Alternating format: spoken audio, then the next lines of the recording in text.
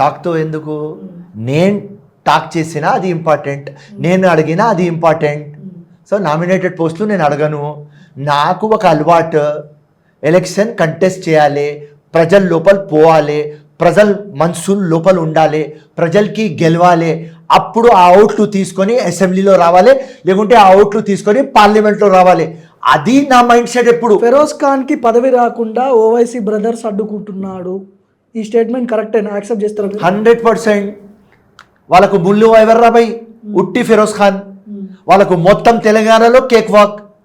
వాళ్ళు అక్కడ ఢిల్లీలో మోదీతో పెట్టుకుంటారు, ఇక్కడ స్టేట్లో రేవంత్ రెడ్డి అన్నతో పెట్టుకుంటారు, అంతే వాళ్ళ డీలింగ్. ఇప్పుడు రేవంత్ రెడ్డికి ఫెరోజ్ ఖాన్ కంటే ఓవైసీ బ్రదర్సే ఎక్కువ అయిపోయారా? అట్లనే అనుకోండి. కంటే ఓవైసీ బ్రదర్సే ఎక్కువ ఆయనకి, అట్లనే అనుకోండి. అదేంటి ఫస్ట్ పార్టీలో ఉన్న వ్యక్తులు కదా. ఈ క్వశ్చన్ పోయి మా ముఖ్యమంత్రికి అడగండి మీరు. ఓకే, నాకు ఏం అందాజా, నేను అది చెప్తున్నా. రైట్.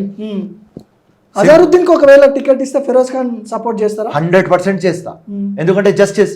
పాపం లాస్ట్ టైం కంటెస్ట్ చేస్తారు, మైనారిటీకి సంబంధించిన నాయకుడు కాబట్టి సపోర్ట్ చేస్తాను. నో మైనారిటీ, జస్టిస్ కాబట్టి. పాపం ఆయన కంటెస్ట్ చేస్తున్నాడు, ఆయన ఇన్ఛార్జ్. ఇప్పుడు ఛాన్స్ వచ్చింది. ఏదో అన్ఫార్చునేట్ మాగంటి గోపి చనిపోయినాడు, ఎలక్షన్ వచ్చింది, ఫస్ట్ ప్రిఫరెన్స్ అజరుద్దీన్కి ఇవ్వాలి, అజరుద్దీన్కి టికెట్ ఇవ్వాలి.